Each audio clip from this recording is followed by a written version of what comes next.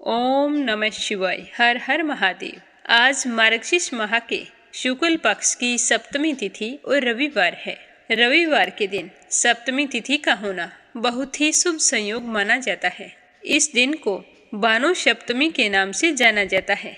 इस दिन व्रत रखकर भगवान सूर्यदेव की पूजा अर्चना करने से मनुष्य की सभी मनोकामनाएं पूर्ण होती है। सूर्यदेव की कृपा से भानु सप्तमी का व्रत करने वाला व्यक्ति लंबी उम्र और निरोगी काया का आशीर्वाद पाता है। आप सभी की मंगल कामना के साथ शुरू करते हैं आज की कथा। पहले सुनेंगे गणेश जी भगवान की कहानी। बोलो गणेश जी महाराज की जय हो। एक समय की बात है, एक गांव में एक बूढ़ी माई रहती थी। वह बहुत ही गरीब और दृष्टिहीन थी। उसके एक बेटा और एक बहू थे। उस बुढ़िया का नियम था कि सुबह सवेरे जल्दी उठती, स्नान करने के बाद में सबसे पहले गणेश जी के मंदिर जाकर गणेश भगवान की पूजा पूरे श्रद्धा भाव से किया करती थी। भक्ति भाव में उसकी खूब रुचि थी। तो गणेश जी भगवान उसकी पूजा से प्रसन्न हुए और प्रकट होकर कहने लगे कि बूढ़ी माई, मैं गणेश जी तुम्हारी पूजा से बहुत ही प्रसन्न हूँ। तुम जो चाहे सो मांग ले। तो बुढ़िया कहने लगी कि महाराज, मुझे तो कुछ मांगना ही नहीं आता कि मैं क्या और कैसे मांगूं। तो गणेश भगवान कहने लगे कि तुम सोच लो तुम्हें क्या मांगना है, मैं कल फिर आऊँगा। तो यह कहकर गणेश जी भगवान अंतर्ध्यान हो गए और बूढ़ी माई घर आ गई। घर आकर सबसे पहले अपने बेटे से कहने लगी कि बेटा, गणेश जी भगवान मेरी पूजा पाठ से बहुत ही प्रसन्न हुए हैं और आज उन्होंने मुझसे कहा है कि तू वरदान मांग। मुझे तो मांगना ही नहीं आता कि मैं क्या मांगूं। वो मुझसे कह कर गए हैं कि कल मैं फिर आऊँगा। अब तू मुझे बता कि मैं क्या मांगूं। तो उसका बेटा कहने लगा कि माँ, ये तो बहुत अच्छी बात है। तुम ऐसा करो कि धन मांग लो। देखो हम कितने गरीब हैं, हमारे भी सपने पूरे हो जाएंगे। तो बुढ़िया के मन में यह बात नहीं जची। फिर वह अपनी बहू के पास गई और जाकर कहने लगी कि बहू, आज मुझे गणेश जी भगवान ने वरदान मांगने के लिए कहा है। तुम मुझे बताओ कि मैं क्या मांगूं। तो वो कहने लगी कि माँ जी, आप पोते पोती मांग लो। देखो हमारा आंगन सूना है, हमारे घर में भी किलकारियाँ गूंजेंगी और आपका भी दिल बहला रहेगा। तो बहू के कहने पर बूढ़ी माई सोचने लगी कि बच्चों की किलकारियाँ तो अच्छी बात है, पर इससे हमें सब कुछ तो नहीं मिल जाएगा। बेटे की बात भी सही है, हम गरीब भी तो हैं। तो वह सोचने लगी कि ये तो अपने अपने मतलब की बात बोल रहे हैं। मैं अपनी पड़ोसन बहन के पास जाती हूँ, उससे पूछती हूँ वो क्या कहती है। तो उसके पास जाकर कहने लगी कि बहन, आज मुझे गणेश जी ने दर्शन दिए और कह रहे थे कि तुझे कुछ मांगना है वो मांग। तो तू मुझे बता कि मैं क्या मांगूँ। बेटा तो कहता है कि धन मांग ले, बहू कहती है कि पोते पोती मांग ले। तो यह सुनकर उसकी पड़ोसन बोली कि क्यों तो तू धन मांगे और क्यों ही पोते पोती मांगे, तू तो थोड़े ही दिन जिएगी। ऐसा कर कि अपने लिए रोशनी मांग ले, जो कम से कम संसार तो देखेगी, तेरी जिंदगी आराम से कट जाएगी। तो पड़ोसन की बात सुन बुढ़िया सोचने लगी कि रोशनी तो मैं मांग लूँगी, पर संसार का क्या देखूँगी। बेटा और बहू दो हैं, भरा पूरा परिवार हो तो ही आँखों से देखूँ तो अच्छा लगता है। यह सोचते सोचते बूढ़ी माई सो गई। उसके कुछ भी समझ में नहीं आया। सुबह जल्दी उठी, स्नान करके जल्दी जल्दी मंदिर चली गई। तो गणेश जी भगवान फिर प्रकट हुए और कहने लगे कि बूढ़ी माई, कुछ सोचा क्या, आज मैं फिर आया हूँ। तो यह सुनकर बुढ़िया कहने लगी कि हे गणेश जी महाराज, आपको बारंबार प्रणाम है। अगर आप मुझ पर इतने ही प्रसन्न हैं तो मुझे 9 करोड़ की माया दे, निरोगी काया दे, अमर सुहाग दे, आँखों की रोशनी दे, नाती दे, पोता दे और सब परिवार को सुख दे, अंत में मोक्ष मिले, ऐसा वरदान दे।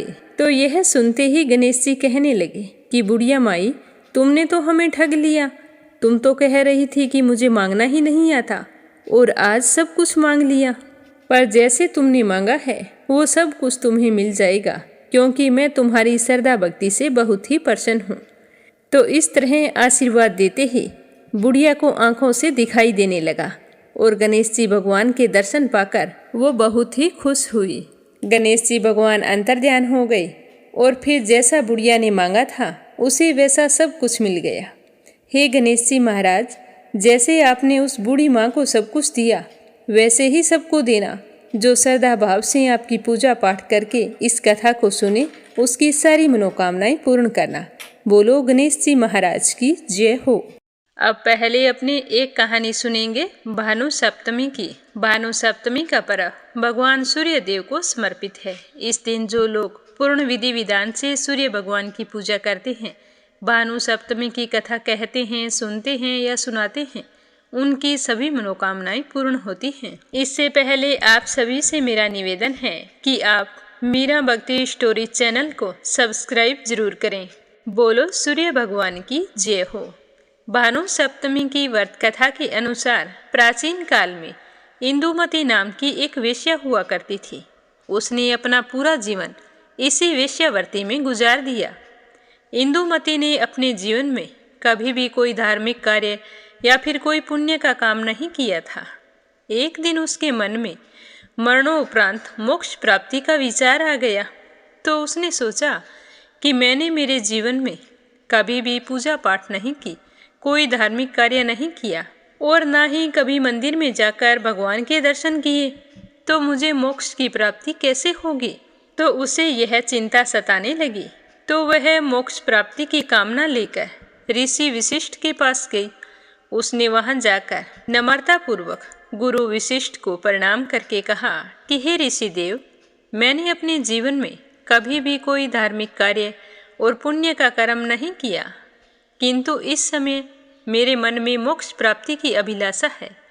हे ऋषिवर, आप ऐसा कोई उपाय बताएं जिससे मेरे जैसी महिला जिसने अपना पूरा जीवन वेश्यावृत्ति में गुजार दिया है, उसे मरने के बाद में मोक्ष की प्राप्ति कैसे हो। तो इंदुमती के दीन वचन सुनकर गुरु वशिष्ठ को उस पर दया आ गई। उन्होंने कहा कि हे इंदुमती, स्त्रियों का सौभाग्य, सुख और मोक्ष प्रदान करने वाला एक ही व्रत है। वह व्रत है भानु सप्तमी व्रत। इस दिन जो भी महिला व्रत रखती है, पूरे विधि विधान से सूर्य देव की पूजा करती है, उसकी सारी मनोकामनाएं पूर्ण होती हैं। अगर तुम भी भानु सप्तमी का व्रत रखकर पूरे विधि विधान से सूर्य देव की पूजा करो, तो तुम्हारे मन में जो अभिलाषा है वो अवश्य पूर्ण होंगी। तो इंदुमती कहने लगी कि हे ऋषिवर, भानु सप्तमी का व्रत कब आता है, मुझे इसके बारे में भी बताइए। मैं दान धर्म व्रत के बारे में कुछ नहीं जानती हूँ। तो वशिष्ठ जी कहने लगे, जब किसी भी महीने की सप्तमी तिथि रविवार के दिन आती है, तो उसे भानु सप्तमी के नाम से जाना जाता है और उसी दिन व्रत रखकर और उसी दिन सूर्य भगवान की आराधना करनी होती है। तो इंदुमती ने व्रत का सारा विधान जानकर ऋषि वशिष्ठ के कहे अनुसार पूरे विधि विधान और निष्ठा के साथ भानु सप्तमी का व्रत रखा और सूर्य देव की पूजा की। तो व्रत के पुण्य प्रताप से मरने के बाद इंदुमती को मोक्ष की प्राप्ति हुई। वह जन्म मरण के बंधन से मुक्त हो गई। यह भानु सप्तमी व्रत का फल था कि उसे स्वर्ग की प्राप्ति हुई और स्वर्ग में अप्सराओं की नायिका के रूप में उसे स्थान मिला। तभी से भानु सप्तमी का व्रत रखने की परंपरा शुरू हो गई और लोग हर भानु सप्तमी पर पूरी श्रद्धा के साथ व्रत रखकर सूर्य देव की पूजा अर्चना करते हैं। भानु सप्तमी का व्रत रखकर गुड़ का दान करना चाहिए। बोलो सूर्य भगवान की जय हो। अब अपने सुनेंगे भगवान श्री कृष्ण की अनन्य भक्त कर्माबाई की कहानी। तो इस कहानी को श्रद्धा भाव से सुनना और मीरा भक्ति स्टोरी चैनल को सब्सक्राइब करके इस वीडियो को ज़्यादा से ज़्यादा शेयर करना। भगवान श्री कृष्ण आपकी सारी मनोकामनाएं पूर्ण करे। बोलो श्री कृष्ण भगवान की जय हो। कर्माबाई को मारवाड़ की मीरा भी कहा जाता है। जब जब भगवान श्री कृष्ण का उल्लेख आता है तो कर्माबाई का नाम जरूर आता है। कर्माबाई भगवान श्री कृष्ण की परम भगत थी और भगवान श्री कृष्ण उनके हाथ से प्रतिदिन भोग ग्रहण करके भोग की थाली खाली कर देते थे। राजस्थान के नागौर जिले की मकराना तहसील में एक गांव है जिसका नाम है कालवा। इसी गांव में जीवन राम डूडी के घर में 1615 ईस्वी में एक पुत्री का जन्म हुआ था। पहले उनके कोई संतान नहीं थी।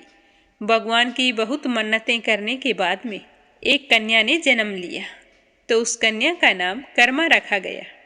कर्मा के चेहरे पर एक अनोखी आभा बचपन से ही रहती थी। कर्मा के पिताजी एक धार्मिक पुरुष और श्री कृष्ण भगवान के भगत थे। उन्होंने भगवान के नाम मदन मोहन से ही अपने घर में कृष्ण भगवान का मंदिर बना रखा था। वे प्रतिदिन भगवान श्री कृष्ण की पूजा करते और भोग लगाते तथा भोग लगाने के बाद ही स्वयं भोजन ग्रहण किया करते थे। यह उनके घर का नित्य नियम था।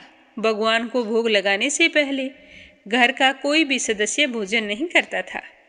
इसी प्रकार सुखपूर्वक समय बीतता गया।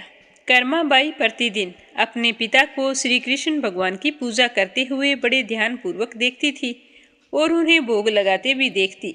तो यह सब कुछ देखते सीखते कर्माबाई का बचपन बीत रहा था। अतः बचपन से ही उस नन्ही कर्माबाई में भक्ति भाव के संस्कार थे। इन्हीं संस्कारों के बीच पलते बढ़ते कर्मा 13 वर्ष की हो गई। एक समय की बात है कि कर्माबाई के पिताजी जीवन राम को कार्तिक पूर्णिमा पर स्नान करने के लिए पुष्कर जाना था और उनकी पत्नी भी उनके साथ जा रही थी। वे कर्मा को भी साथ ले जाना चाहते थे, लेकिन एक समस्या आ गई कि अगर सारे के सारे चले जाएंगे तो घर पर कान्हा जी का मंदिर बना रखा है, तो भगवान को भोग कौन लगाएगा। इसीलिए उन्होंने कर्माबाई को यह जिम्मेदारी सौंप दी और कहने लगे कि बेटा, हम दोनों पुष्कर स्नान करने के लिए जा रहे हैं और तुम अच्छे से रहना, सुबह जल्दी उठकर स्नान करना और उसके बाद में भोग तैयार करके श्री कृष्ण भगवान को भोग लगा देना, उसके बाद ही तुम भोजन करना। तो कर्माबाई ने कहा कि माँ बाबूजी, आप निश्चिंत होकर जाइए, किसी बात की चिंता मत कीजिए, मैं भगवान को अच्छे से भोग लगा दूंगी। तो अपनी बेटी कर्मा की बात सुनकर उसके माँ बाप बहुत ही खुश हुए और पुष्कर स्नान के लिए चले गए। अब दूसरे दिन सुबह कर्माबाई जल्दी उठी। उठकर सबसे पहले स्नान किया। स्नान करने के बाद में मोठ बाजरे का खिचड़ा बनाया और थाली में डालकर पूजा घर में ले गई। श्री कृष्ण भगवान के सामने रखकर कहने लगी कि हे प्रभु, माँ बाबूजी तो पुष्कर स्नान के लिए गए हैं, आपको भूख लग गई होगी, मुझसे देरी हो गई क्या? आप भोग ग्रहण कर लेना। माँ जैसा तो पता नहीं बना है या नहीं, पर आप भोग ग्रहण करो, तब तक मैं घर के और काम निपटा लेती हूँ, उसके बाद मैं भी भोजन करूँगी। इतना कहकर कर्माबाई घर के काम में जुट गई। बीच बीच में वह थाली देखने के लिए मंदिर में आती, लेकिन थाली तो ज्यों की त्यों पड़ी थी। भगवान ने भोग नहीं लगाया तो उसे चिंता होने लगी कि क्या बात हो गई, मुझसे अच्छा नहीं बना क्या? शायद घी और गुड़ कम रह गया होगा, तभी भगवान नहीं खा रहे हैं, भूखे ही बैठे हैं। तो वह अंदर जाकर घी और गुड़ लेकर आई और खिचड़े में और मिलाया और वहीं पर बैठ गई। कहने लगी कि प्रभु, अब ये खिचड़ा बहुत ही स्वादिष्ट हो गया है, मैंने इसके अंदर गुड़ और घी और मिला दिया है, अब आप आराम से खा लीजिए, बाद में मैं भी भोजन करूँगी। तो भगवान ने तो भोग ग्रहण नहीं किया। यह देखकर वह बहुत ही मायूस हुई और कहने लगी कि प्रभु, आप भोग ग्रहण कर लीजिए, माँ बाबूजी पुष्कर नहाने गए हैं, वो तो कुछ दिन बाद आएंगे और आपको भोग लगाने की जिम्मेदारी मुझे सौंप कर गए हैं, तो मैं आपको भोग लगाने के बाद ही स्वयं भोजन करूंगी। पर भगवान ने फिर भी भोग ग्रहण नहीं किया। तो कर्माबाई कहने लगी कि प्रभु जी, माँ पिताजी जब आपको भोग लगाते हैं तब तो आप भोग ग्रहण कर लेते हैं, फिर आज क्यों नहीं लगा रहे? सुबह के भूखे बैठे हो, इतनी देर हो गई है, खुद भी भूखे बैठे हो और मुझे भी भूखा रखा है। यह सब बोलकर वह भगवान के भोग ग्रहण करने की प्रतीक्षा करने लगी।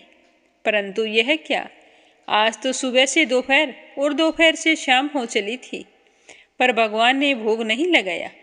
अब तो यह देखकर कर्माबाई बहुत ही उदास हो गई और दुखी होकर रोते रोते बोली कि हे भगवान जी, आप ग्रहण कर लीजिए, अन्यथा मैं भी भूखी ही रह जाऊंगी।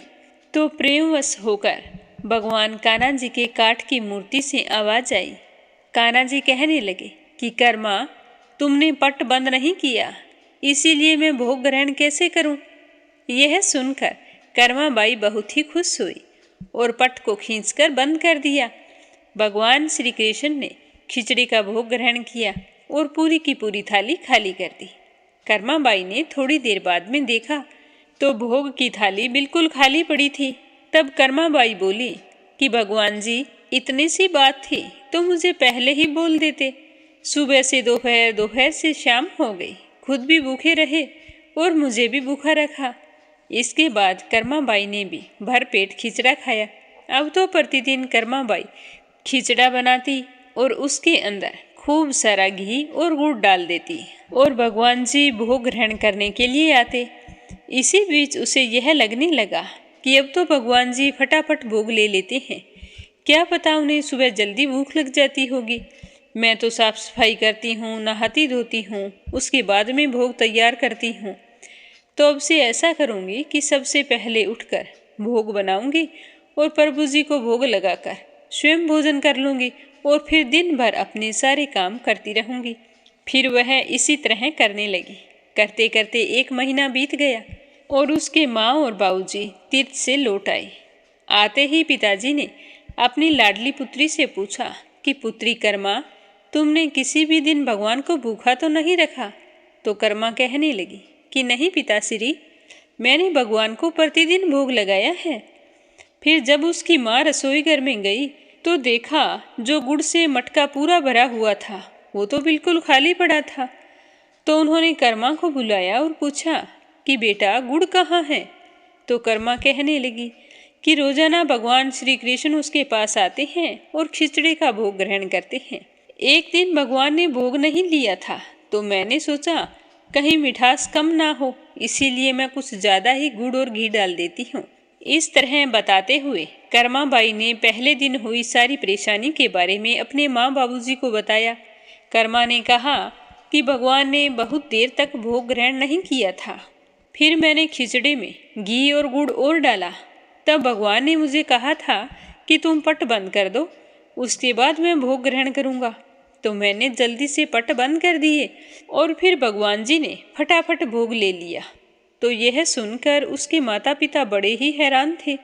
वे सोचने लगे कि जिन ईश्वर के आशीर्वाद हेतु आज हमें गए हुए महीना हो गया, इतनी दूर तीर्थ यात्रा पर गए थे, जिन्हें पाने के लिए लोग ना जाने क्या क्या करते रहते हैं, कहाँ कहाँ भगवान को ढूंढते हैं, और वे भगवान उनकी बेटी के हाथ से घर में खिचड़ा खाते हैं। ये कैसे संभव है? तो उन्हें यह सुनकर चिंता होने लगी। वो दोनों सोचने लगे कि कहीं हमारी बेटी बावली तो नहीं हो गई। ये भी सोच लिया कि क्या पता कर्मा ने पूरा गुड़ खा लिया हो। इस पर कर्मा कहने लगी कि अगर आपको यकीन नहीं है तो कल अपनी आंखों से देख लेना, मैं खुद भगवान को भोग लगाऊंगी। तो इसी आश्चर्य से उसके माँ बाबूजी को रात में नींद भी नहीं आई, सुबह होने की प्रतीक्षा कर रहे थे। दूसरे दिन कर्माबाई सुबह जल्दी उठी, बिना नहाए धोए सीधे खिचड़ा बनाया और भगवान के मंदिर में भोग की थाली रखकर पट बंद कर दिए और कहने लगी कि आओ भगवान जी, भोग ग्रहण करो। माँ और बाबूजी मान ही नहीं रहे कि मैंने आपको गुड़ और घी खिलाया है। ये तो अब आपको ही सिद्ध करना होगा कि मैं सच बोल रही हूँ। तो भक्त की पुकार सुनकर भगवान जी को आना ही था। वो आए और खिचड़ा खाने लग गए। थोड़ी ही देर बाद पट अपने आप खुल गए। तो जीवन राम और उनकी पत्नी बहुत ही हैरान थे कि भोग की थाली बिल्कुल खाली थी। तो उन दोनों ने अपनी बेटी को हृदय से लगा लिया। उसके बाद कर्माबाई ही रोजाना भगवान को भोग लगाया करती थी। उसके माँ बाप इतने हैरान थे कि हम सोचते हैं कि नहाओ धो, मंदिर में पूजा पाठ करो, उसके बाद भगवान को भोग लगाएं तो ही भगवान भोग लेता है। लेकिन हमारी बच्ची की सच्ची श्रद्धा देखकर यह बिना नहाए भोग तैयार करती है, फिर भी भगवान उसे खुशी खुशी ग्रहण करते हैं। इसी तरह समय बीतता रहा। कोई कारणवश उसके माता पिता की मौत हो गई तो कर्माबाई अकेली बहुत ही निराश और उदास हो गई। अपने माँ बाबूजी को याद करती रहती। उसका उस घर में बिल्कुल भी मन नहीं लगता था। तो वे एक दिन अपने कान्हा भगवान की मूर्ति को साथ लेकर तीर्थाटन के लिए निकल पड़ी। परंतु भगवान की कृपा से उन्हें हर दिन खिचड़ा बनाने के साधन मिल ही जाते और वे प्रतिदिन कान्हा जी को खिचड़ा खिला देती। तीर्थाटन करती हुई देवी कर्मा भगवान जगन्नाथ की नगरी पहुंच गई और वहीं पर रहने का मन बना लिया। अब वह वहां पर भी रोजाना खिचड़ी का भोग बनाती और मंदिर में रखकर पट बंद कर देती। भगवान प्रतिदिन उनके भोग को ग्रहण करते थे। जिस दिन उन्होंने पहली बार जगन्नाथपुरी में खिचड़ा बनाया, उस दिन उसके पास से जा रहे एक बालक ने उनसे कहा कि माताजी, घी की बड़ी अच्छी खुशबू आ रही है, क्या भोजन बनाया है? कुछ बचा भी है क्या? तो देवी कर्मा कहने लगी कि हाँ बेटा, बचा है, तुम बैठो, मैं तुम्हें भोजन दे देती हूँ। यह कहकर देवी कर्मा ने उस बालक को खिचड़ा डाल दिया। अब वह नन्हा बालक अच्छे से स्वाद लेकर भोजन कर रहा था और साथ ही आनंदित हो रहा था। देवी कर्मा को यह देखकर बहुत ही सुख की अनुभूति हो रही थी। तो उस बालक ने जाते समय पूछा कि माताजी, अगर आप कहो तो कल भी मैं यहाँ पर आपके यहाँ भोजन करने आऊँ तो मुझे खिचड़ा खिला देना। तो यह सुनकर देवी कर्मा मुस्कुराई और बोली कि हाँ पुत्र, तुम यहाँ प्रतिदिन आना, मैं तुम्हें रोजाना खिचड़ा खिलाऊंगी, तुम निसंकोच आ जाना, मैं तुम्हारा इंतजार करूंगी। तो यह सुनकर वह बालक बहुत ही प्रसन्न हुआ और प्रतिदिन देवी कर्मा के पास खिचड़ा खाने आया करता था। एक दिन की बात है कि कर्मा बाई के घर एक साधु महाराज पधारे। वो कर्मा बाई से कहने लगे कि हे देवी, मुझे आपके यहाँ एक रात का आश्रय लेना है और कल से मैं कहीं और अपने रहने का बंदोबस्त कर लूँगा। मैं यहाँ पर अलख जगाने आया हूँ। तो कर्मा बाई ने कहा कि ठीक है बाबा, आप रुक सकते हैं, मैं आपके लिए भोजन तैयार कर देती हूँ। तो यह कहकर कर्मा बाई ने साधु बाबा के लिए भोजन तैयार किया। तो साधु बाबा देख रहे थे कि कर्मा बाई बहुत ही धार्मिक महिला है। सुबह हुई तो साधु बाबा ने देखा कि कर्मा बाई उठी और सीधे रसोई घर में चली गई और वहां जाकर खिचड़ा बनाने लगी। फिर भगवान को भोग लगाया। इतने में वह नन्हा बालक वहां पर आया तो कर्मा बाई ने उसे भी खिचड़ा परोस दिया। जब वह बालक भोजन करके जा रहा था, तब उसने सुना कि साधु बाबा देवी कर्मा से कह रहे हैं कि हे देवी, आप तो बहुत धार्मिक महिला हैं, भगवान को प्रतिदिन भोग लगाकर फिर स्वयं भोजन करती हैं, परंतु भोग लगाने के भी कई नियम होते हैं। अगर बुरा ना मानो तो मैं आपसे एक बात कहूँ। तो कर्मा बाई ने कहा कि साधु महाराज, जरूर कहिए। तो साधु बाबा कहने लगे कि आपको बिना नहाए ऐसा कभी नहीं करना चाहिए। आप देखने में तो भगवान की परम भक्त लगती हैं, लेकिन बिना नहाए और बिना साफ सफाई किए भगवान के लिए भोग तैयार करती हैं। आपको बिना नहाए ऐसा नहीं करना चाहिए। आप तो भगवान की परम भक्त लगती हैं। सो हे देवी, प्रतिदिन साफ सफाई करने के बाद नहा धोकर ही भगवान का भोग तैयार करें और फिर भोग लगाएं। यह सुनकर देवी कर्मा हाथ जोड़कर कहने लगी कि साधु बाबा, आज के बाद से आप जैसा कह रहे हैं मैं वैसा ही करूंगी। मैं तो इस बात से अनजान थी, मुझे पता नहीं था। तो कर्मा बाई की बात सुनकर साधु बाबा बड़े ही प्रसन्न हुए और कर्मा बाई को आशीर्वाद देते हुए वहां से चले गए।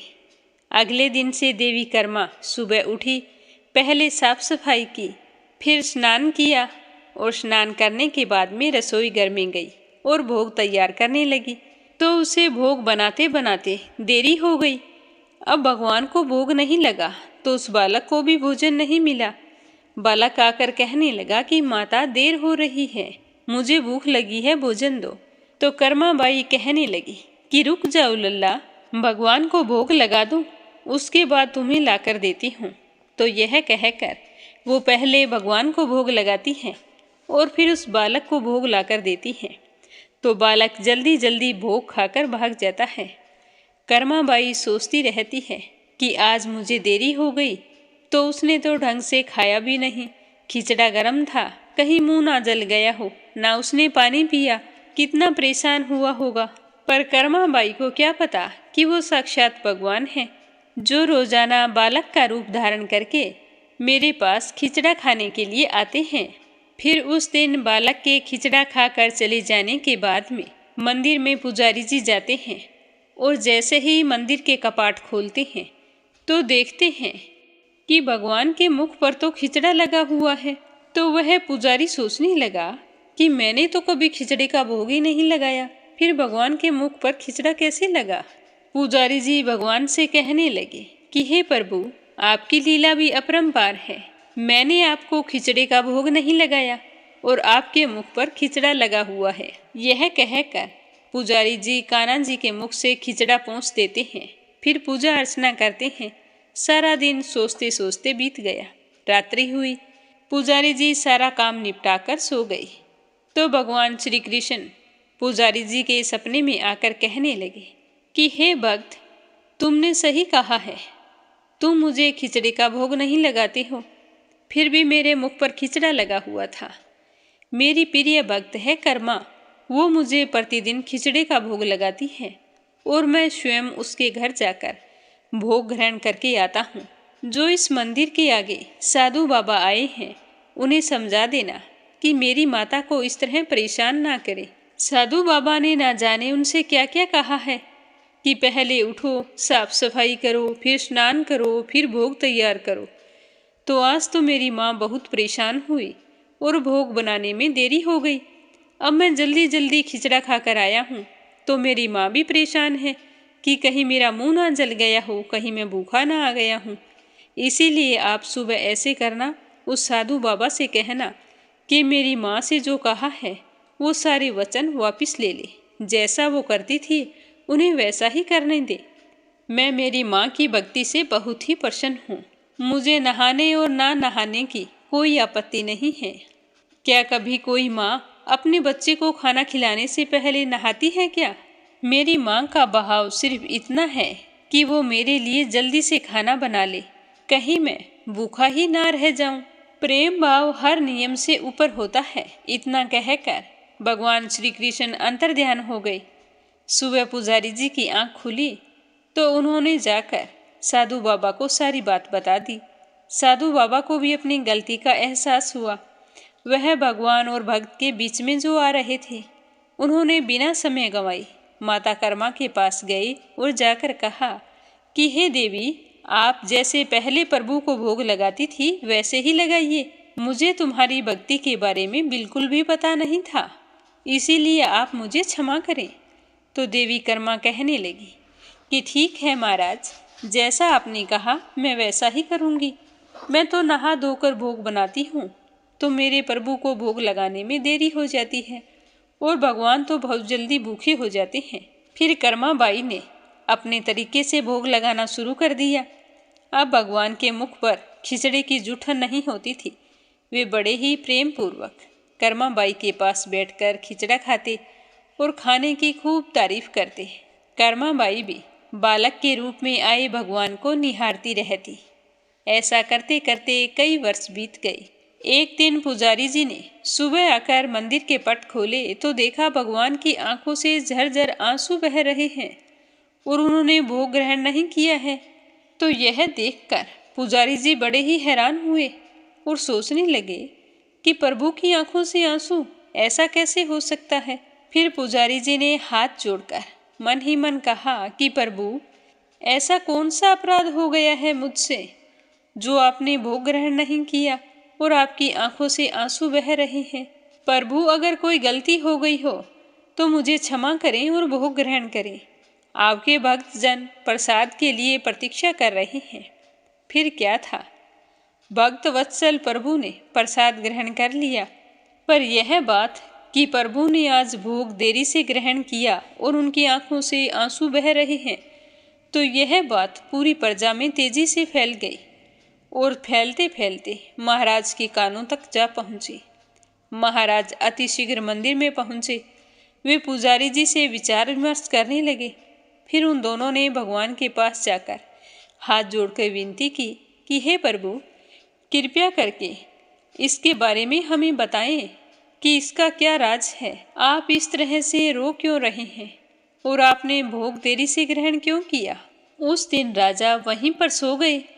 रात्रि के पहर जब राजा सो रहे थे तब भगवान राजा के सपने में आए और उनसे कहा कि मेरी एक अनन्य भगत थी कर्माबाई, जो मुझे प्रतिदिन खिचड़े का भोग लगाया करती थी, परंतु आज उन्होंने अपने अंतिम सांस लिए हैं और सदैव मुझ में लीन हो गई है।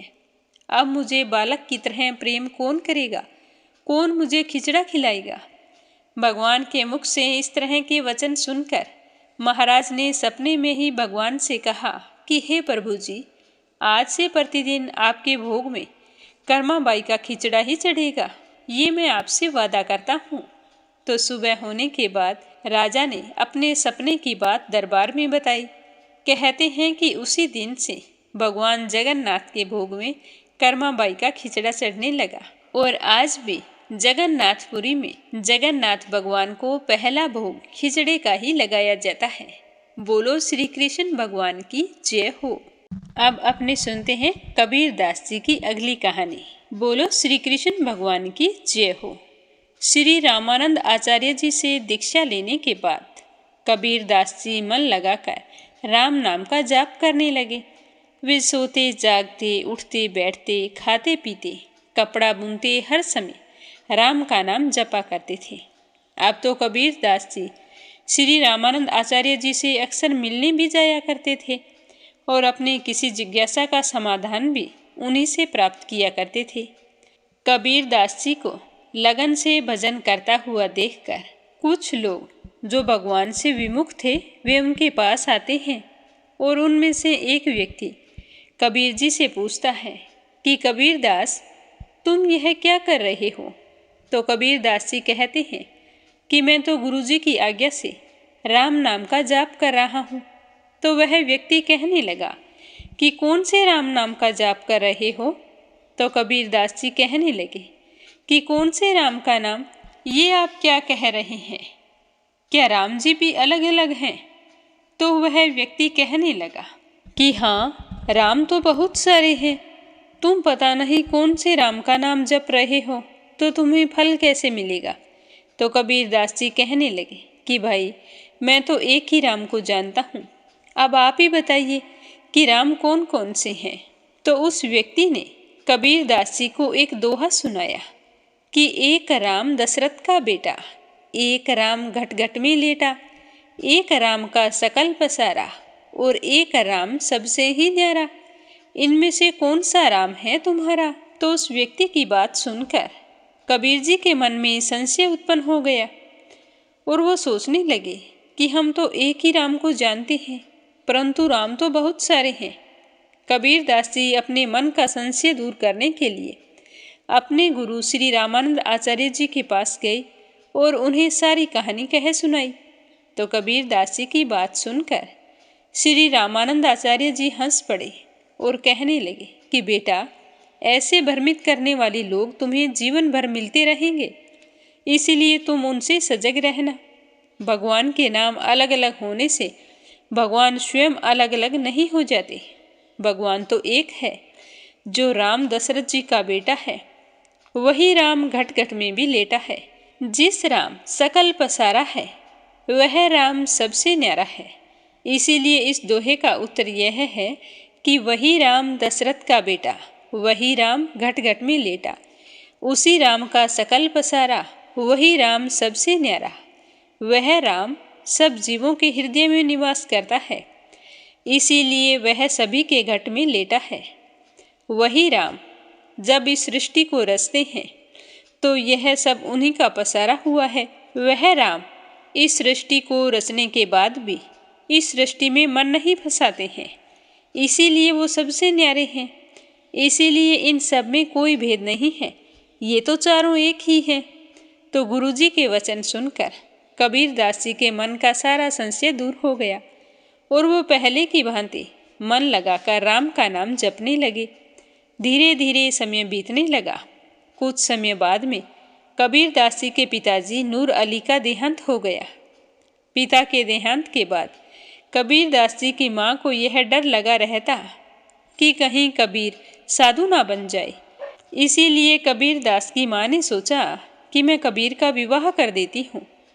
विवाह हो जाएगा तो घर गृहस्थी में पड़ जाएगा, तो फिर यह साधु नहीं बनेगा। इसीलिए उसकी माँ ने कबीरदास जी का विवाह कर दिया। कबीरदास जी की पत्नी का नाम लोई था। कबीरदास जी की भांति वो भी एक भक्तमती स्त्री थी। पिताजी के देहांत के बाद घर चलाने की पूरी जिम्मेदारी कबीरदास जी के ऊपर आ गई। अब कबीरदास जी भी अपने पिता की भांति कपड़ा बुनकर जीवन निर्वाह करने लगे। वो केवल उतना ही कपड़ा बुनते थे कि जितने से उनका दिन का निर्वाह हो जाए। जब वे कपड़ा बुनकर उसे बाजार में बेचने जाते थे तो भगवान से केवल यही प्रार्थना करते थे कि साईं इतना दीजिए जामे कुटुंब समाए, मैं भी भूखा ना रहूं साधु न भूखा जाए। अर्थात हे भगवान, मुझे इतना दीजिए जिससे मेरे परिवार का जीवन निर्वाह हो जाए। यदि कोई साधु मेरे घर पर भोजन की आस से आए तो वह भी कभी भूखा ना जाए। तो एक दिन कबीरदास जी कपड़े का थान बाजार में बेचने गए। सुबह से शाम हो गई परंतु कपड़ा नहीं बिका। शाम को उनके पास एक साधु आए। उनकी धोती फटी हुई थी। उनके पास ओढ़ने बिछाने के लिए कुछ नहीं था। तो वे आकर कबीरदास जी से कहने लगे कि कबीर, मुझे थोड़ा कपड़ा चाहिए। तो कबीरदास जी कहने लगे कि आपको जितना कपड़ा चाहिए उतना आप ले लीजिए। तो कबीरदास जी उस थान में से आधा कपड़ा काट कर देने लगे। तो कबीरदास जी ने सोचा कि आधा कपड़ा इन्हें दान कर देते हैं, आधे कपड़े से बेचकर घर के लिए राशन ले जाएंगे। जैसे ही कबीरदास जी कपड़े को काटने लगे तो वह व्यक्ति कहने लगा कि आप इस थान को बीच में से काट क्यों रहे हैं? ये पूरा कपड़ा ही मुझे दे दीजिए। इससे मेरी लंगोटी, धोती, अचला, बिछोना, ओढ़ना सब बन जाएगा। इसीलिए आप मुझे पूरा थान ही दे दीजिए। तो कबीरदास जी ने सोचा कि यदि मैं इन्हें कपड़े का पूरा थान दे दूंगा तो घर पर राशन लेकर कैसे जाऊंगा? मेरी तो सारी पूंजी यही कपड़ा है। यह कपड़ा बिकेगा तो उसके मुनाफे से ही मैं घर पर राशन लेकर जाऊंगा और धागा खरीद कर दूसरा कपड़ा बना पाऊंगा। यदि यह कपड़ा मैंने साधु को दे दिया तो मेरा कपड़ा बुनने का काम आज ही रुक जाएगा। तो दूसरे ही पल कबीरदास जी को गुरुजी की कही हुई बात याद आ गई कि सभी जीवों के भीतर भगवान का निवास है, जाने किस रूप में नारायण आ जाए। तो कबीरदास जी ने सोचा कि चलो कोई बात नहीं, सारा कपड़ा इन्हें दे देता हूँ। 2-4 दिन गंगा जी का जल पीकर ही रह लेंगे, परंतु साधु बाबा को मेरी वजह से निराश नहीं करूँगा। राम जी तो सबका ध्यान रखते हैं, हमारा भी रखेंगे। यह सोचकर कबीरदास जी ने उस साधु को कपड़े का पूरा थान दे दिया। कपड़ा लेकर वे साधु चले गए। अब कबीरदास जी सोचने लगे कि यदि अब मैं घर जाऊंगा और माँ और पत्नी राशन के बारे में पूछेगी तो मैं उन्हें क्या जवाब दूंगा? माँ को जब इस बात का पता चलेगा कि मैंने सारा कपड़ा साधु बाबा को दान कर दिया है तो माँ तो नाराज हो जाएंगी, बहुत झगड़ा होगा, घर में किचकिच होगी। तो कबीरदास जी सोचने लगे कि आज ना तो मेरे पास राशन खरीदने के लिए पैसे हैं और ना ही करने के लिए कुछ काम है। इसीलिए घर जाने से अच्छा है कहीं एकांत में बैठकर राम के नाम का जाप करूं। यह सोचकर कबीरदास जी गंगा जी के किनारे किसी एकांत स्थान पर बैठकर राम का नाम जपने लगे। 3 दिन हो गए, कबीरदास जी घर नहीं गए, वहीं गंगा किनारे गंगा जी का जल पी लेते और राम नाम जपते रहते। घर पर उसकी माँ और पत्नी का भी बुरा हाल था। दोनों कबीरदास जी को लेकर चिंतित थी, साथ में भूखी भी थी। उनके पास ना तो पैसे थे और ना ही राशन था। वे दोनों भूखी प्यासी कबीरदास जी की बाट जोह रही थी। कबीरदास जी और उनके परिवार की ऐसी स्थिति को देखकर साकेत धाम में भगवान श्री राम चिंतित हो गए। उन्होंने एक बंजारे का भेष बनाया और अपने साथ 500 बैलगाड़ियों में खाने पीने का सामान, अनाज, मेवे, घी, तेल, कपड़ा, धन, सोने की मुद्राएं, जेवरात आदि सामान लेकर कबीरदास जी के घर की तरफ चल पड़े। मार्ग में बंजारे के भेष में भगवान श्री राम लोगों से पूछते कि कबीरदास जी का घर किधर है। जब लोग उनसे पूछते कि आप कौन हैं और ये सब सामान किसका है, तो राम जी बताते कि मेरा नाम केशव बंजारा है और यह सारा सामान कबीर दास जी का है। उन्हीं के घर मुझे यह सारा सामान पहुंचाना है। तो लोग कहने लगे कि कबीर साहब नाम का तो कोई आदमी यहाँ पर नहीं रहता, यहाँ तो एक कबीर जुलाहा रहता है। तो राम जी बोले कि वे ही कबीर साहब हैं जो जुलाहा हैं, उन्हीं के घर मुझे यह सारा सामान पहुंचाना है। तो यह सुनकर गांव के सभी लोग बड़े ही हैरान हुए कि कबीर जुलाहा धनवान कब से हो गया है। अब तो केशव बंजारे के रूप में राम जी रास्ते में पूछते पूछते सारा सामान लेकर कबीर दास जी के घर पहुंच गए। तो कबीर दास जी की माँ नीमा जान घर के बाहर बैठी थी, कबीर दास जी का इंतजार कर रही थी। तो राम जी ने पूछा कि कबीर साहब का घर यही है क्या? तो नीमा जान कहने लगी कि हाँ, यही है कबीर का घर, लेकिन कबीर तो अभी घर पर नहीं है, वो 3 दिन से घर नहीं लौटा। बाजार कपड़ा बेचने गया था, आज 3 दिन हो गए हैं, मेरा बेटा अभी तक घर नहीं आया है, ना जाने कहाँ है, किस हाल में है। मुझे तो मेरे बेटे की बहुत चिंता हो रही है। तो राम जी कहने लगे कि मेरा नाम केशव बंजारा है, मुझे कबीर साहब ने ही भेजा है। तो नीमा जान कहने लगी कि आपको कबीर ने भेजा है, तो स्वयं क्यों नहीं आया, कहाँ पर है वो? तो राम जी कहने लगे कि कबीर तो धागा खरीदने गए हैं, आजकल में लौट आएंगे। बाजार में उनका कपड़ा बहुत अच्छे दाम में बिका था, उन पैसों से कबीर दास जी ने इतना सारा सामान खरीद कर तुम्हारे घर पर रखवाने के लिए भेजा है। तो नीमा जान इतनी सारी बैलगाड़ियों पर लदे सामान को देखकर बोली कि महाराज, आपसे कोई गलती हो गई होगी, यह मेरे बेटे का सामान नहीं हो सकता। वो तो थोड़ा सा कपड़ा बुनकर लेकर गया था, उस कपड़े की कीमत में इतना सारा सामान नहीं आ सकता। तो राम जी कहने लगे कि नहीं, यह सारा सामान कबीर दास का ही है, उन्होंने हमें ही कपड़ा बेचकर यह सारा सामान खरीदा है। हम तो बस इस सामान को आपके घर छोड़ने आए हैं, आप घर में जगह बता दो, हम सामान रखते। तो नीमा जान ने बहुत समझाया, परंतु केशव बंजारा नहीं माना। उसने सारा सामान कबीर दास जी के घर के आंगन में रखवा दिया और स्वयं चला गया। इतना सारा सामान देखकर नीमा जान तो हैरान हो गई।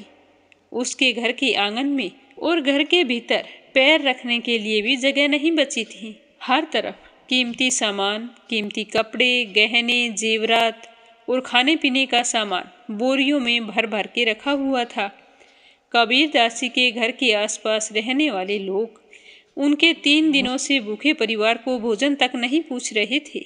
वो आज सारे भाग भाग कर नीमा जान के घर आ गई और कहने लगे कि बहन, हम सामान रखवाने में मदद कर देते हैं। तो कबीर दास जी के घर में बैठने तक के लिए जगह नहीं बची थी, इसीलिए नीमा जान ने उस धन से पड़ोस में सामान रखने के लिए बड़ा सारा घर खरीद लिया और उसमें सारा सामान रखवा दिया। अब तो कबीर दास जी का परिवार आनंद से रहने लगा। परंतु 4-5 दिन और बीत गए, लेकिन कबीर दास जी घर नहीं आए। कबीर दास जी की माँ ने अपने अड़ोस पड़ोस के लोगों को 5-5 सोने की मुद्राएं दी और कहा कि तुम जाओ, मेरे बेटे कबीर को ढूंढ कर लाओ। तो उन लोगों ने सारी काशी छान मारी। अंत में कबीर दास जी गंगा के किनारे झाड़ियों के पीछे बैठे उन्हें मिल गए। कबीर दास जी वहां पर बैठे राम राम जप रहे थे। तो उन लोगों ने कबीर दास जी से कहा कि कबीर दास जी, आप यहाँ पर बैठे हैं, आपका घर तो अन्न धन से भर गया है, इतनी धन संपत्ति है कि आपकी माँ से तो संभाली नहीं जा रही।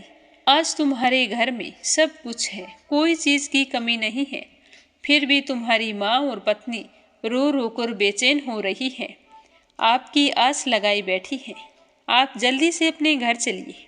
तो कबीर दास जी बोले कि कौन सी संपत्ति और कौन देकर गया है इतना सब कुछ? तो लोगों ने बताया कि केशव नाम का एक बंजारा आया था, वो तो बोल रहा था कि आपने उसे कपड़ा बेचा है, वही आपके घर पर अतुल संपत्ति छोड़कर गया है, अब आपको कपड़ा बुनने की जरूरत नहीं पड़ेगी, इसीलिए अब आप जल्दी करो, हमारे साथ घर चलो। तो कबीर दास जी ने मन में सोचा कि मैंने तो कपड़ा किसी को नहीं बेचा, कहीं मेरे प्रभु श्री राम ने कोई लीला तो नहीं कर दी। यह सोचकर उन लोगों के साथ साथ अपने घर की ओर चल पड़े। घर आकर उन्होंने देखा कि उनका पूरा घर अन्न धन से भरा हुआ है। कबीर दास जी ने अपनी माँ से पूछा कि माँ, यह संपत्ति कौन देकर गया था? तो उसकी माँ कहने लगी कि बेटा, ये सब तो सेठ जी देकर गए हैं जिनको तूने कपड़ा बेचा था। वो अपना नाम केशव बंजारा बता रहे थे।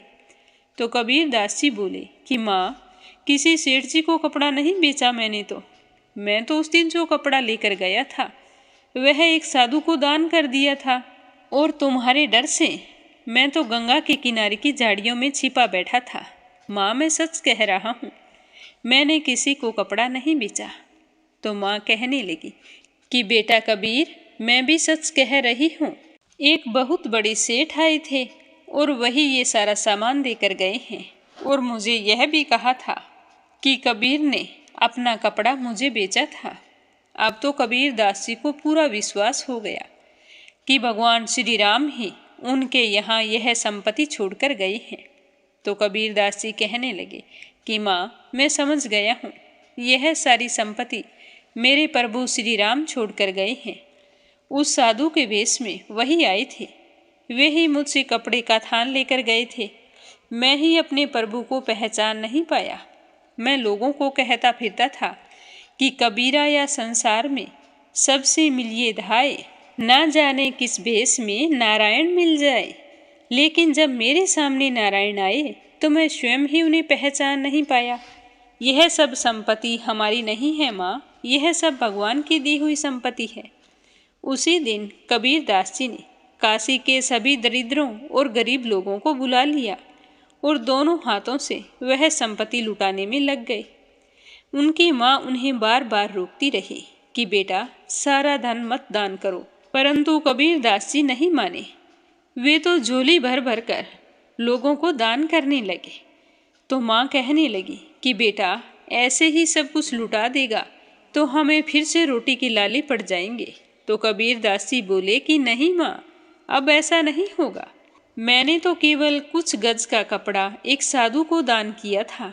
इतने से मेरे प्रभु इतने प्रसन्न हो गए कि वे स्वयं चलकर हमारे घर आए। सोचो, अगर हम उनका दिया हुआ सारा कुछ दान कर देंगे तो प्रभु कितने प्रसन्न होंगे। इस तरह कहकर कबीर दास जी ने वह सब कुछ गरीबों को दान कर दिया। कबीर दास जी की माँ उनको मना करती गई, परंतु कबीर दास जी नहीं माने। उन्होंने अपनी सारी संपत्ति दान कर दी और उसके साथ साथ अपना वो सामान और औजार वो भी गरीबों में दान कर दिया जिसे वो कपड़ा बुना करते थे। उस समय कबीर दास जी ने एक पद गाया था कि तन गुदड़ी मन धागा, मोहे हरी रंग लागा, ऐसी प्रीत लगी भक्तन संग, जो सोने में सुहागा, ताना बुनना तजा कबीरा, राम नाम लिख लिया शरीरा। इसके बाद कबीर दास जी ने कपड़ा बुनना छोड़ दिया और हर समय राम नाम जपने लगे। इससे आगे क्या हुआ यह सुनेंगे कल के अध्याय में। अब अपने सुनते हैं लपसी और तपसी की कहानी। प्रेम से बोलो लपसी तपसी की जय हो।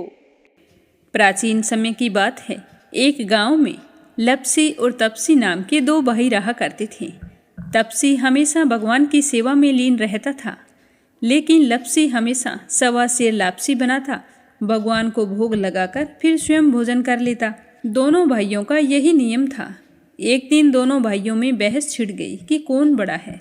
तो लपसी कहने लगा कि मैं बड़ा हूँ, क्योंकि मैं तो लापसी बनाकर भगवान को रोजाना भोग लगाता हूँ। मैं कभी भी भगवान को भूखा नहीं रहने देता। तो तपसी कहने लगा कि मैं बड़ा हूँ, क्योंकि मैं सारा दिन भगवान की तपस्या करता हूँ। तो इस तरह करते करते दोनों जोर जोर से लड़ने लगे। तभी वहाँ से नारद मुनि गुजर रहे थे। उन दोनों को लड़ते हुए देखा तो उनके पास आए और लड़ने का कारण पूछने लगे। तो तपसी कहने लगा कि हे देव ऋषि, आप ही बताइए कि कौन बड़ा है। मैं कहता हूँ कि मैं बड़ा हूँ। लपसी इस बात को मानने के लिए तैयार नहीं है। ये कहता है कि मैं बड़ा हूँ। तो दोनों की बात सुनकर नारद मुनि कहने लगे कि मैं इसका फैसला तो कर दूंगा, लेकिन कल करूँगा। कल सुबह जल्दी आऊँगा और आपको बता दूँगा कि तुम दोनों में से कौन बड़ा है। तो अगली सुबह तपसी रोजाना की तरह नहा धोकर पूजा करने के लिए जा रहा था तो रास्ते में उसे 1.25 करोड़ की एक अंगूठी मिली जो नारद जी ने उसके आगे फेंकी थी। तो तपसी ने जल्दी जल्दी इधर उधर देखा और अंगूठी को उठा लिया और तपस्या करने बैठा तो अपने पैर के नीचे दबाकर बैठ गया। लापसी रोजाना की तरह स्नान करके आया और 1.25 सेर लापसी बनाई। पहले भगवान को भोग लगाया, फिर स्वयं लापसी जीमने के लिए बैठ गया। तभी वहाँ पर नारद जी आ गए और कहने लगे कि लापसी बड़ा है। तो तपसी कहने लगा कि इसका क्या कारण हो सकता है, ये कैसे बड़ा है, ये कभी पूजा पाठ नहीं करता है। तो नारद जी कहने लगे कि इसके मन में लालच नहीं है, जो भी करता है बड़े ही श्रद्धा भाव से करता है। इसका नियम है कि रोजाना भगवान को भोग लगाना। इसका नियम कोई भी भंग नहीं कर सकता, लेकिन तुम्हारा नियम भंग हो चुका है। तो तब से कहने लगा कि कैसे, मैं नियम से रोजाना भगवान की पूजा करता हूँ। तो नारद मुनि कहने लगे कि तुम खड़े होकर अपना पैर उठाओ। तो तपसी जैसे ही खड़ा हुआ तो उसके पैर के नीचे 1.25 करोड़ की अंगूठी पड़ी थी। तो नारद जी कहने लगे कि तूने इसे चुराया है, जिससे तेरी तपस्या भंग हो गई है। तपसी हाथ जोड़कर नारद जी के सामने खड़ा हो गया और कहने लगा कि मुझसे गलती हो गई, आज के बाद मैं ऐसी गलती कभी नहीं करूँगा। मैंने बहुत ही सच्चे मन से पूजा की है। आप ही मुझे बताइए कि मुझे मेरी पूजा का फल कैसे मिल सकता है। मैं आपसे वादा करता हूँ कि आज के बाद मैं कभी चोरी नहीं करूँगा। तो उस तरह उसके दीन वचन सुनकर नारद जी को उस पर दया आ गई और नारद जी कहने लगे कि तेरी तपस्या का फल कार्तिक स्नान करने वाला ही दे सकता है। तो तपसी पूछने लगा कि वो कैसे। तो नारद जी ने बताया कि कार्तिक माह में कार्तिक स्नान करके जो भी सारी कहानियाँ सुनकर तुम्हारी कहानी नहीं सुनेगा तो उसके कार्तिक स्नान का पुण्य फल उससे छूटकर तुम्हें मिलेगा। अगर कोई दिए से दिया जलाएगा तो उसका पुण्य फल भी तुझे ही मिलेगा। अगर घर की सारी साफ सफाई करके दहलीज की सफाई नहीं करेगा तो उसका पुण्य फल भी तुझे ही मिलेगा।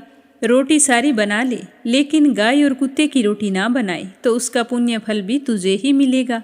और घर पर बहन सुवासिनी आने पर उसे सूट साड़ी तीवल जो कुछ भी देते हैं, भेंट स्वरूप अगर कुछ पैसे नहीं देंगे तो उसका पुण्य फल भी तुझे ही मिलेगा। तो इस तरह नारद जी ने तपसी को पुण्य प्राप्ति का मार्ग बताया, जिसे सुनकर तपसी बहुत ही प्रसन्न हुआ और भगवान की पूजा में लीन हो गया। तभी से कहा जाता है कि हर व्रत कथा और कहानी के बाद में लापसी तपसी की कहानी जरूर सुननी चाहिए। इस कहानी को सुने बिना हमें चाहे कार्तिक का महीना हो या वैशाख का महीना हो, हमें उसके स्नान का पुण्य फल नहीं मिलता है। जब कहानी समाप्त हो जाती है तो इस तरह से कहना चाहिए कि लापसी का फल लापसी को मिले, तपसी का फल तपसी को मिले। हमारी कहानी का, हमारे पूजा पाठ और हमारे व्रत का पुण्य फल हमें मिले। बोलो लापसी तपसी की जय हो। तो मीरा भक्ति स्टोरी चैनल को सब्सक्राइब जरूर करें और इस वीडियो को ज़्यादा से ज़्यादा अपने मित्रगणों में, रिश्तेदारों में शेयर करें। कान्हा जी आपकी सारी मनोकामनाएं पूर्ण करें। कल फिर मिलेंगे अगले अध्याय के साथ। आप सभी की मंगल कामना के साथ। ओम नमः शिवाय। हर हर महादेव।